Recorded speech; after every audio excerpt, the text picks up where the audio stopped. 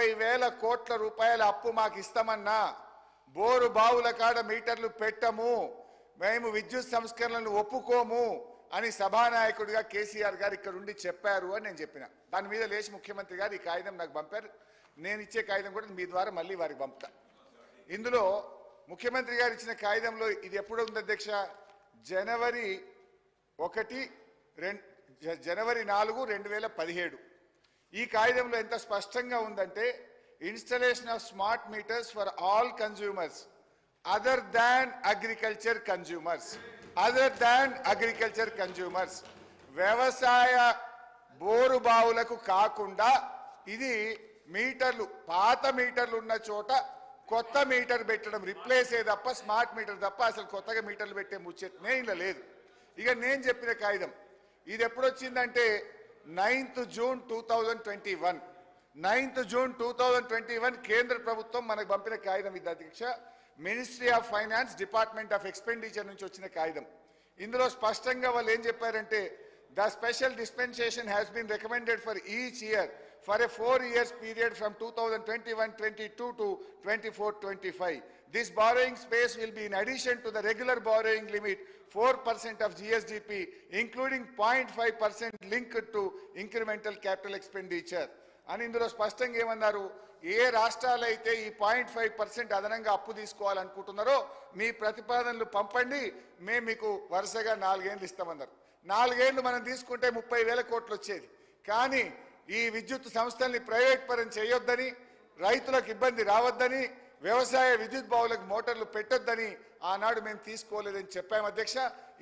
ఈ కాగితం మీ ద్వారా గౌరవ ముఖ్యమంత్రి గారికి పంపిస్తున్నాను అధ్యక్ష. ఇకపోతే గౌరవనీయులు బట్టి విక్రమార్క గారు, సరే విక్రమార్క అన్నగారికి ఒక విషయంలో నేను ధన్యవాదాలు చెప్తా. విక్రమార్క అన్నకు నేను చెప్పే ధన్యవాదాలు ఒక్కటే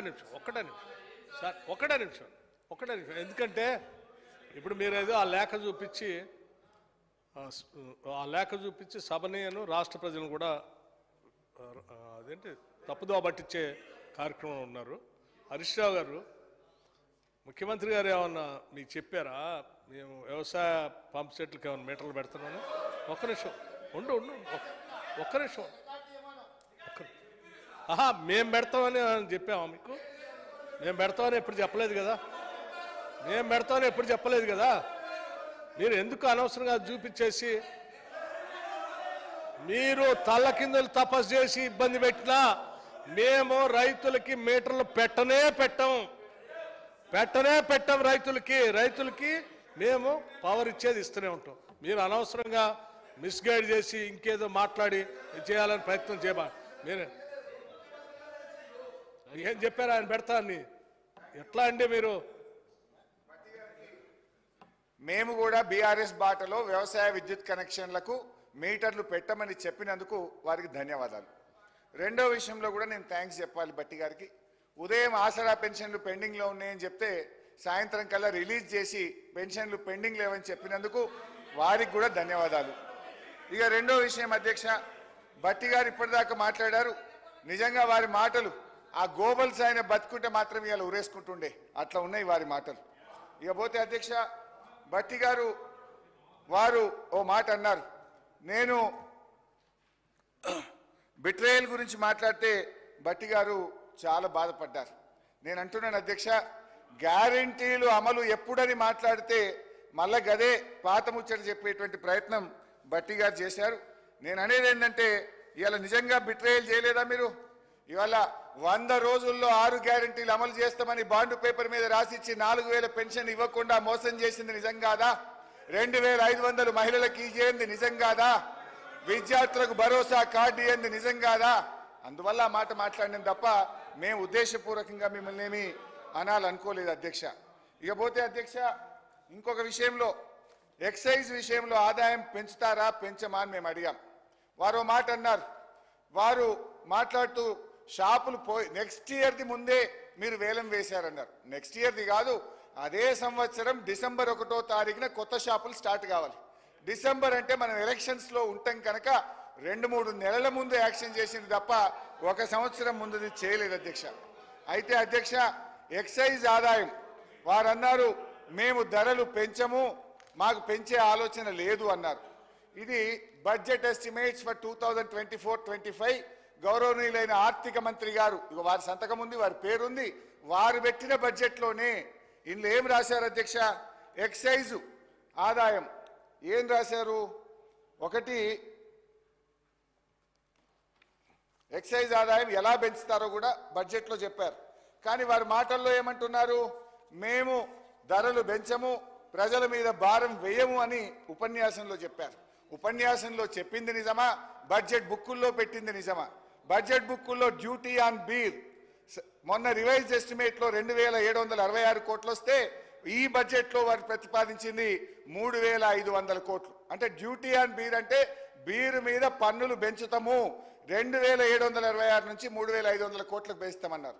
అదేవిధంగా డ్యూటీ ఆన్ స్పిరిట్స్ అంటే లిక్కర్, విస్కీ, దీని మీద గత సంవత్సరం 11,031 కోట్లు వస్తే దాన్ని 15,500 కోట్లకు పెంచుతామని స్పష్టంగా భట్టి గారి బడ్జెట్ బుక్లోనే ఉంది.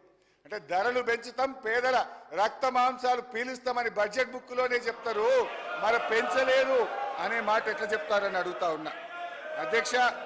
ఇకపోతే హైదరాబాద్ త్రాగునీరు మేమే చేసామన్నారు. నేను వారిలాగా దీర్ఘంగా చెప్పను కానీ మరి మీ హయాంలో జలమండలి ముందు ధర్నాలు ఎందుకున్నాయి?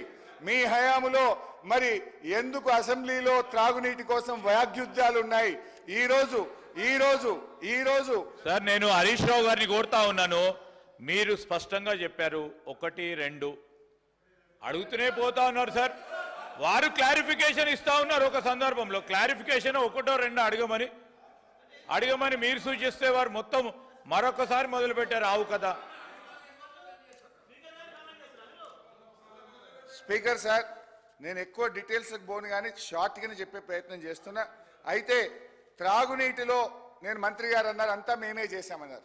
మరి గత కాంగ్రెస్ ప్రభుత్వం ఉన్నప్పుడు హైదరాబాద్లో ఎందుకు నీళ్ల కొట్లాటలు ఉన్నాయి? బిందెలు పట్టుకొని రోడ్డు మీదకి ఎందుకు వచ్చారు? ఎందుకు తాగునీటి వాగ్యుద్ధాలు అసెంబ్లీలో జరిగినాయని నేను అడుగుతా ఉన్నా. ఒకటి. రెండవది, గ్యాస్ సిలిండర్ల విషయంలో భట్టి గారు గొప్పగా చెప్పారు, మేము ఉచిత గ్యాస్ 500 రూపాయలకి ఇస్తున్నామన్నారు. రాష్ట్రంలో ఉన్న తెల్ల రేషన్ కార్డులు 90 లక్షలు, మీరు ఇచ్చింది ఇప్పటిదాకా 42 లక్షలు, అంటే సగం మందికి కూడా ఇయ్యలే. పోనీ ఆ 42 లక్షలకు ఎన్ని సిలిండర్లు ఇచ్చారు? 68 లక్షల సిలిండర్లు. అంటే ప్రతి కుటుంబానికి 1.5 సిలిండర్ కూడా ఇప్పటిదాకా 8 నెలల్లో మీరు ఇచ్చింది 1.3 సిలిండర్ మాత్రమే. 1.5 సిలిండర్ కూడా ఇవ్వలేదని వారి బుక్లోనే ఉందన్నటువంటి విషయాన్ని గుర్తు చేస్తా ఉన్నా. ఇకపోతే స్టాంప్స్ అండ్ రిజిస్ట్రేషన్ 4,000 కోట్ల ఆదాయం ఎట్లా పెంచుకుంటారని అడిగితే మేము ఎల్ఆర్ఎస్ చేస్తాము అన్నారు. అధ్యక్ష, ఎల్ఆర్ఎస్ ఆ రోజు మా ప్రభుత్వం తెస్తే గౌరవనీయులు భట్టి గారు, ముఖ్యమంత్రి రేవంత్ రెడ్డి గారు, అప్పుడున్న ఉత్తమ్ కుమార్ రెడ్డి గారు ఏమన్నారు? మీరు పేద ప్రజల రక్త మాంసాలు పిలుస్తారా? ఇది అన్యాయం, ఎల్ఆర్ఎస్ ఉచితంగా చేయాలని మమ్మల్ని తిట్టిపోశారు అధ్యక్ష. బట్టన్న అంటున్నాడు, తల ఊపిండ్రు. నేను బయటకు పోగానే ఆ వీడియోలు బట్టన్నకు పంపుతా. ఆనాడు ఉచితంగా ఎల్ఆర్ఎస్ చేయాలని భట్టి గారు అన్నరా లేదా? రేవంత్ రెడ్డి గారు అన్నరా లేదా?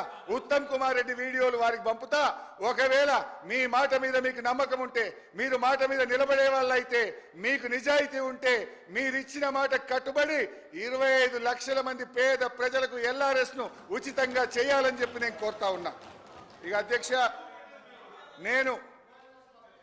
అధ్యక్ష కరెంటు విషయంలో బట్టన్న చాలా సుదీర్ఘంగా మాట్లాడారు. నేను రేపు మా విద్యుత్ శాఖ మంత్రి గారు పద్దులో వివరంగా ఆన్సర్ చెప్తారు. బట్ నాది సూటి ముచ్చట, ఇవాళ మీరు ఇంత కరెంటు చక్కగిస్తే ప్రజలు, రైతులు రోడ్ల మీద వచ్చి ధర్నాలు ఎందుకు చేస్తున్నారు? పవర్ ఇంటరప్షన్స్ ఎందుకున్నాయి? ఇది ప్రజలు చూస్తా ఉన్నారు అధ్యక్ష. ఇకపోతే అధ్యక్ష, సీతారామ విషయంలో మాత్రం తప్పకుండా మా భట్టి గారికి సన్మానం చేయాల్సిందే. 75 కోట్లు ఖర్చు పెట్టి 1,25,000 ఎకరాలకు నీళ్ళు ఇచ్చామన్నారు. అంటే మేము పంప్ హౌజులు కట్టండి, పవర్ హౌజులు కట్టండి, కెనాళ్ళు కట్టండి, మేము పైప్ లైన్లు వేయండి, ఇదంతా జరుగుతుంది అధ్యక్ష. ఇది పూర్తిగా సత్యదూరమైనటువంటి విషయం. ఇక నేను కొన్ని క్లారిఫికేషన్ సూటిగా అడాలనుకుంటున్నా. మరి భట్టి గారు కొంచెం రాసుకోవాలని నా రిక్వెస్ట్, సూటిగా సమాధానం చెప్పాలని రిక్వెస్ట్. ఒకటి అధ్యక్ష, సరే ఆసరా పెన్షన్ అయితే ఇచ్చిండ్రు, సంతోషం. ఇవాళ కేంద్ర ప్రభుత్వం నుంచి 800 కోట్లు ఉపాధి హామీ డబ్బులు వచ్చినాయి. దానికి మ్యాచింగ్ గ్రాంట్ 350 కలిపి ఆ 1,150 కోట్లు వెంటనే ఉపాధి హామీ బిల్లులు చెల్లించాలని, మెటీరియల్ కాంపోనెంట్ డబ్బులు ఎప్పట్లోగా విడుదల చేస్తారో చెప్పాలి. నంబర్ 1. నంబర్ 2, ఫైనాన్స్ కమిషన్ నుంచి ఢిల్లీ నుంచి 500 కోట్లు వచ్చినాయి. 3 నెలలు దాటింది. అవి ఎప్పట్లోగా గ్రామ పంచాయతీలకు విడుదల చేస్తారు? గ్రామ పంచాయతీలో బుగ్గలు వేయడానికి, ట్రాక్టర్ల డీజిల్ వేయడానికి, బ్లీచింగ్ పౌడర్కు డబ్బులు లేని పరిస్థితి ఉంది. మీరు రాష్ట్రం ఇవ్వకపోయినా ఆ ఢిల్లీ నుంచి వచ్చిన 500 కోట్లు ఎప్పట్లోకి ఇస్తారో చెప్పండి. అధ్యక్ష, అదేవిధంగా ఇవాళ ఏసీడీపీ విషయంలో ముఖ్యమంత్రి గారితోని ఉప ముఖ్యమంత్రి గారితో అదొక విజ్ఞప్తి.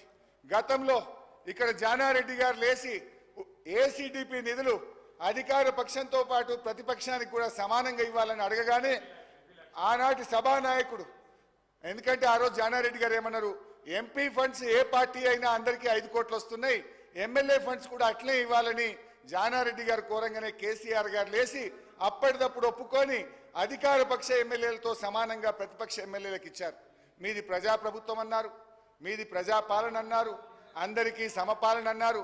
దయచేసి ఏసీడీపీ నిధులు ముఖ్యమంత్రి గారు ఈ 5 కోట్ల రూపాయలు మరి అధికార పక్షంతో పాటు ప్రతిపక్ష ఎమ్మెల్యేలకు కూడా సమానంగా ఇవ్వాలని మీ ద్వారా గౌరవ ముఖ్యమంత్రి గారిని ఉప ముఖ్యమంత్రి గారిని కోరుతున్నాం. అదేవిధంగా 3500 ఇండ్లు ప్రతి అసెంబ్లీ కాన్స్టిట్యున్సీకి ఇస్తామన్నారు. ఆ ఇండ్లు కూడా దయచేసి మరి అధికార పక్షంతో పాటు ప్రతిపక్ష ఎమ్మెల్యేలకు కూడా అందించాలని మీ ద్వారా కోరుతా ఉన్నాం అధ్యక్ష.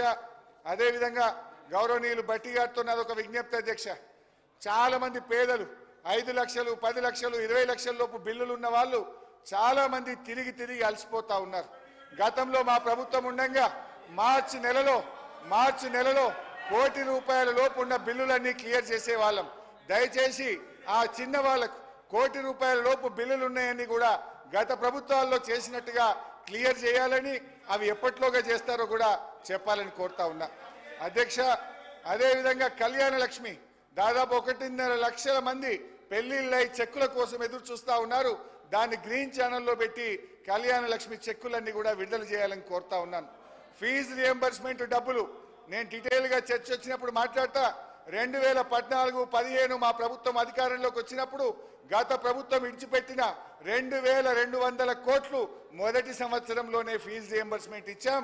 It is a continuous process. దయచేసి ఫీజు రియంబర్స్మెంట్ ఎప్పట్లోగా చెల్లిస్తారో చెప్పాలని కోరుతా ఉన్నాను అధ్యక్ష. ఇకపోతే గౌరవనీయులు భట్టి గారితో ఈ ప్రభుత్వ పాఠశాలల్లో మిడ్ డే మీల్స్ వండినటువంటి వర్కర్స్ కు జీతాలు కానీ వంట వండిన సామాగ్రి కూడా పెండింగ్ ఉంది. దయచేసి దాన్ని కూడా తొందరగా రిలీజ్ చేయాలని చెప్పి నేను కోరుతా ఉన్నా. ఈ రోజు కూడా మోడల్ స్కూల్ టీచర్లకు 27వ తారీఖు వచ్చినా ఇంకా జీతాలు పడలేదు. మీరు 1వ తారీఖు జీతం అన్నారు. మోడల్ స్కూల్లో పనిచేసే టీచర్లకు ఇంకా 9-10 జిల్లాల్లో జీతాలు పడలేదు. అదేవిధంగా సర్పంచులు ఎంపీటీసీలకు దాదాపు 5 నెలల జీతం పెండింగ్ ఉన్నది. వాళ్ళ పదవీ కాలం ముగిసినా వాళ్ళకు ఇచ్చే హానరోరియం పెండింగ్ లో ఉంది. దయచేసి వాటిని విడుదల చేయండి. పాపం సర్పంచులు ఎంపీటీసీలు దిగిపోయారు. వాళ్ళ చిన్న బిల్లులు పెండింగ్ ఉన్నాయి. దయచేసి వాటిని కూడా వెంటనే రిలీజ్ చేయాలని చెప్పి నేను కోరుతా ఉన్నాను. స్ట్రైట్ గా అడుగుతున్నాయి కదా సార్, నేనేం డీవియేషన్ చేయట్లేదు కదా సార్. భాయ్ సాబ్ మీకు కూడా మంచిదేనే, మీ కాన్స్టిట్యున్సీలో పనులు ఇవాళ పింఛన్ పడ్డది కదా. నేను అడిగితే ఇవన్నీ పడితే మీకే లాభం కాదే, నన్ను ఎందుకు అడ్డుకుంటారే? మీరు ఎట్లా అడగలేరు, మమ్మల్ని అడగనియండి. మీకే లాభం మీ కాన్స్టిట్యున్సీలలో. ప్లీజ్ ప్లీజ్ అధ్యక్ష ప్లీజ్ ప్లీజ్ ప్లీజ్ సార్ అధ్యక్ష కంక్లూడ్ చేయండి ప్లీజ్. భట్టి గారిని ఇంకొక విషయం కూడా నేను స్ట్రైట్ గా దయచేసి అడగాలనుకుంటున్నా. అప్పులు 35,000 కోట్లు మాత్రమే మేము చేశామని మీ బడ్జెట్ ప్రసంగంలో చెప్పారు. ఇది ఎఫ్ఆర్బిఎం అప్పులు. బడ్జెట్ బయట మీ ప్రభుత్వం హడ్కో నుంచి తెచ్చిన 3,000 కోట్లు ఏం చేశారు? విద్యుత్ శాఖకి ఇచ్చిన గ్యారంటీ ఎంత? సివిల్ సప్లైస్ కి మీ ప్రభుత్వం ఇచ్చిన గ్యారంటీ ఎంత? జిహెచ్ఎంసీ బ్యాంకుల దగ్గర తెచ్చిన అప్పు ఎంత? నిన్నగాక మొన్న ఎన్సీడీసీ నుంచి 5,000 కోట్ల అప్పు తెచ్చుకున్నారు. ఇవన్నీ ఎందుకు దాచిపెడుతున్నారు? ఎఫ్ఆర్బిఎంది మాత్రమే చూపించి అవుట్ సైడ్ ద బడ్జెట్ వివిధ కార్పొరేషన్లకు గ్యారంటీల రూపంలో తెచ్చిన అప్పుల లెక్కలు ఎందుకు దాస్తున్నారు? వాటి వివరాలు కూడా మాకు చెప్పాలి. మొత్తం ఎంత తెచ్చారు? సివిల్ సప్లైస్ కార్పొరేషన్లో కానీ ఎలక్ట్రిసిటీకి ఎంత గ్యారంటీ ఇచ్చారు? హడ్కోకి ఎంత ఇచ్చారు? ఎన్సీడీసీ నుంచి ఎంత తెస్తున్నారు? ఇతర వివిధ కార్పొరేషన్లకు ఎంత గ్యారంటీలు ఇచ్చారు, ఎంత తెచ్చారో కూడా చెప్తే ప్రజలకు అర్థమవుతుంది, సభలో ఉండే సభ్యులకు కూడా అర్థమవుతుంది. ఇకపోతే రీపేమెంట్స్ కూడా మీరు తక్కువ చేసి చూపారు. మీ అంకెలను అడ్జస్ట్ చేయడానికి చెప్పారా? నిజంగా రీపేమెంట్స్ తగ్గుతున్నాయా? ఈ వచ్చే సంవత్సరం మనం కట్టాల్సిన ప్రిన్సిపల్ ఎంత, ఇంట్రెస్ట్ ఎంత, వాస్తవాలకు సరిపోకుండా మీ అంకెలు ఉన్నాయని గతంలో ఆర్థిక మంత్రిగా పనిచేసిన అనుభవంతో నేను చెప్తున్నా. వాస్తవానికి కట్టాల్సిన దాంట్లో సగం కూడా మీరు బడ్జెట్లో పెట్టలేదు. అంటే మీరు ఏం చేయబోతున్నారు, ఎలా మీరు ప్రిన్సిపల్ అండ్ ఇంట్రెస్ట్ పేమెంట్ చేయబోతున్నారు, ఎందుకు బడ్జెట్లో తక్కువ పెట్టారు, యాక్చువల్స్ ఎంత, పెట్టింది ఎంత, ఆ గ్యాప్ను ఎలా పూర్తి చేస్తారో కూడా ఈ సభకు చెప్పాలని చెప్పి, మేము అడిగిన వాటికి సూటిగా చెప్పాలని చెప్పి కోరుతూ సమయం ఇచ్చినందుకు ధన్యవాదాలు. పాయల్ శంకర్ గారు ఒక్క నిమిషం. పాయల్ శంకర్ గారు, గౌరవ ముఖ్యమంత్రి గారు. సభ్యుడు మళ్ళీ